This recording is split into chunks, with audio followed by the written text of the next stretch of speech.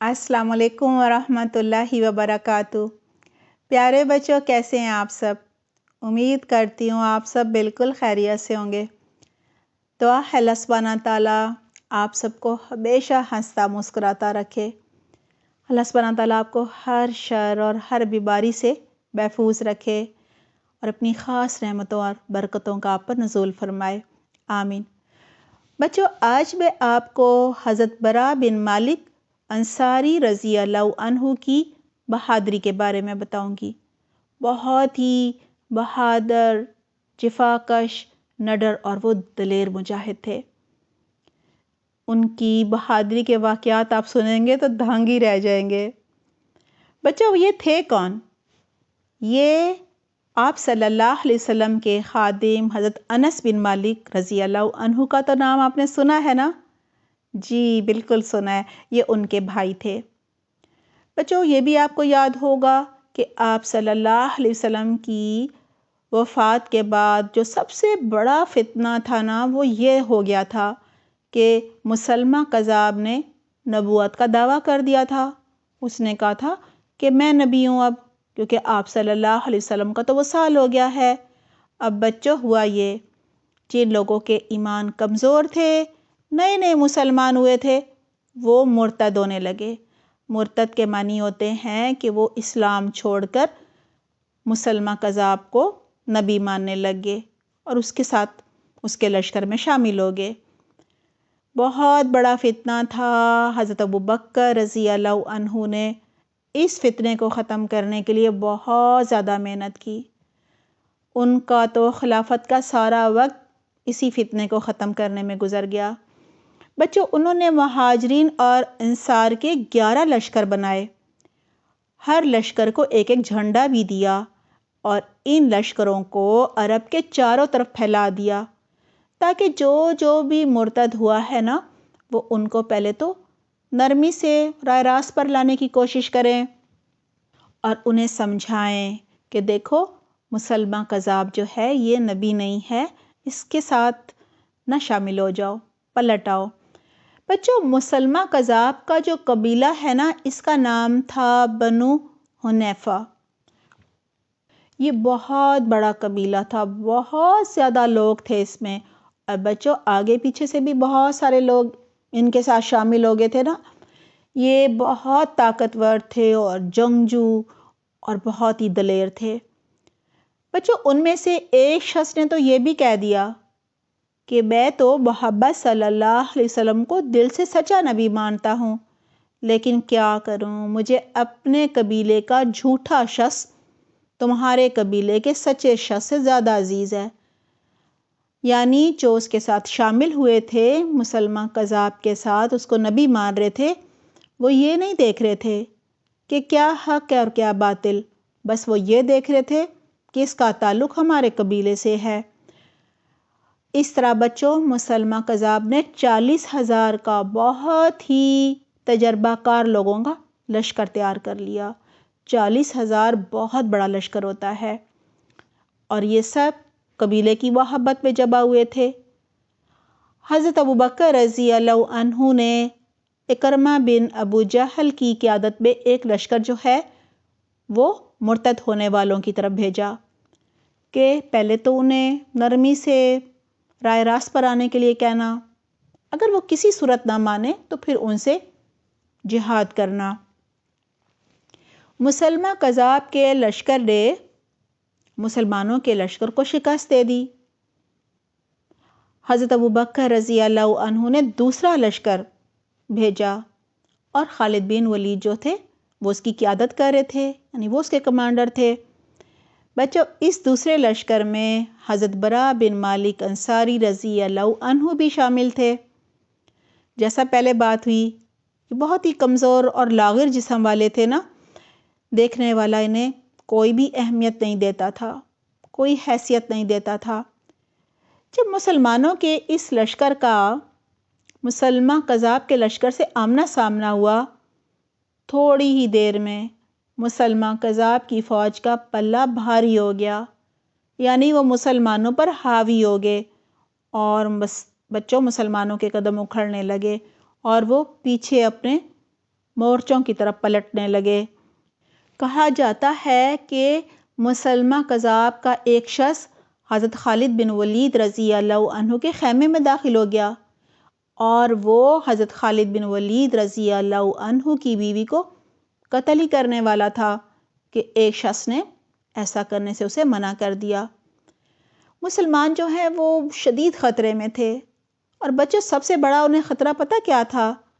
کہ اگر مسلمہ کذاب نے انہیں شکست دے دی تو پھر اسلام کا کیا ہوگا؟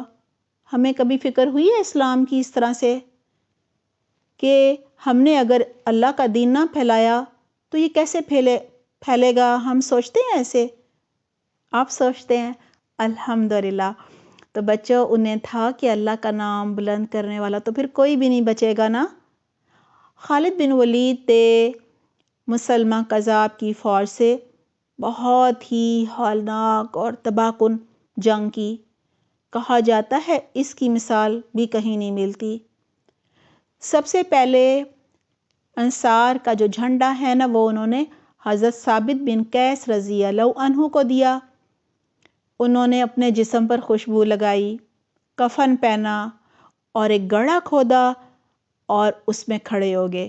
آدھی آدھی پنڈلیاں ان کی گڑھے میں تھیں اور جم کر کھڑے ہو گئے۔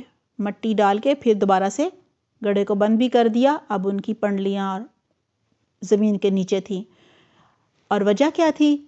تاکہ وہ آخری سانس تک جھنڈا لہرا سکیں۔ بچوں پھر وہ شہید ہو گئے۔ اب جھنڈا حضرت عمر بن خطاب رضی اللہ عنہ کے بھائی حضرت زید بن خطاب رضی اللہ عنہ کو دے دیا گیا۔ وہ بھی بہت بہادر تھے۔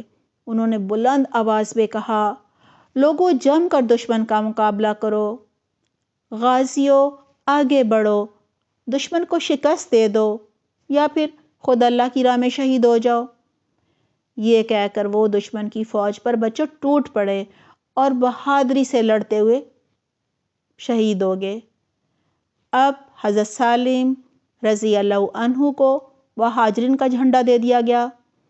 انہوں نے بھی بڑی ہی بہادری سے دشمنوں کا مقابلہ کیا اور بالآخر شہید ہو گئے۔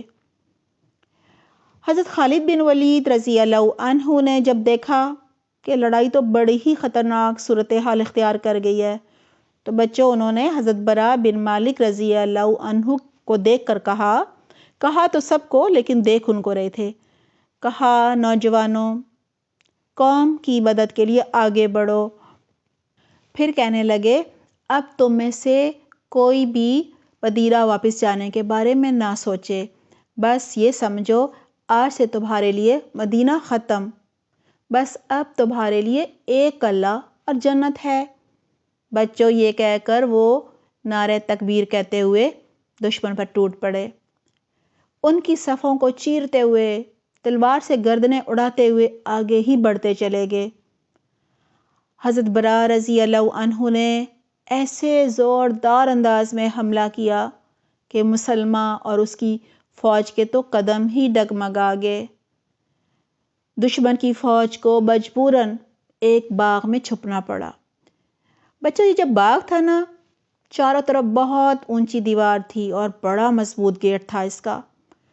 دشمن نے اس میں پناہ لے لی۔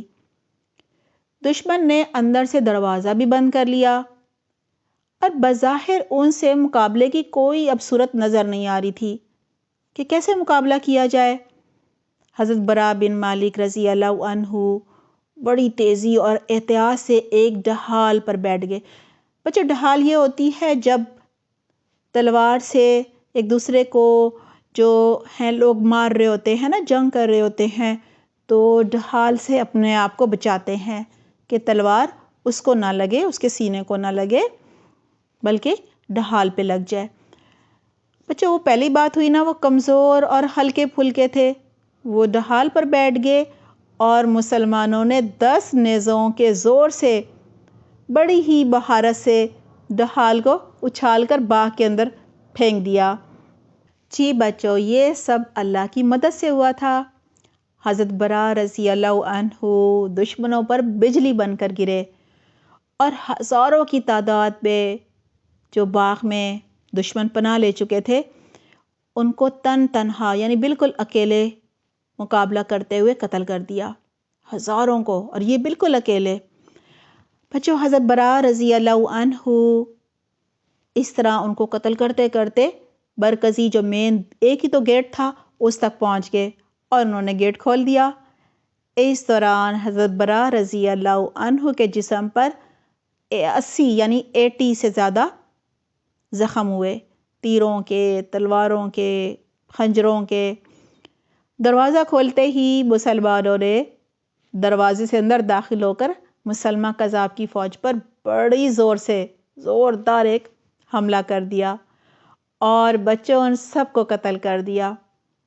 مسلمان تقریباً 20,000 دشمنوں کو قتل کرنے کے بعد بالآخر مسلمہ کذاب تک پہنچے اور اسے بھی قتل کر دیا۔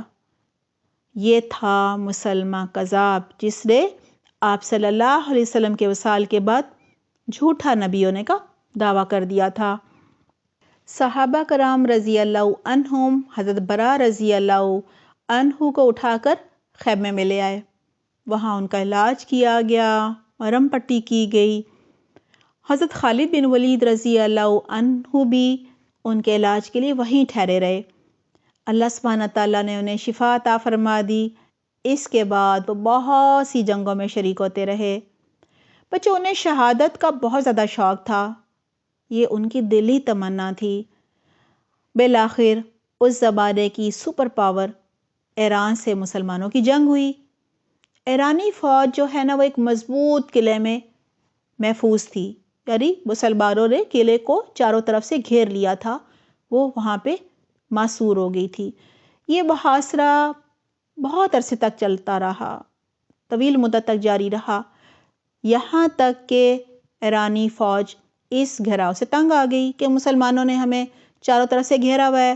اور بچوں انہوں نے کیا کیا، لوہے کی بہت بڑی بڑی موٹی موٹی زنجیریں لیں اور ان کے سروں پر، ان کے اینڈز پر آگ پر تپا کر آنکڑے کیا ہوتا ہے، یعنی ایک بہت بڑی کنڈی تھی جس کے ہر طرف کانٹے ہی کانٹے تھے۔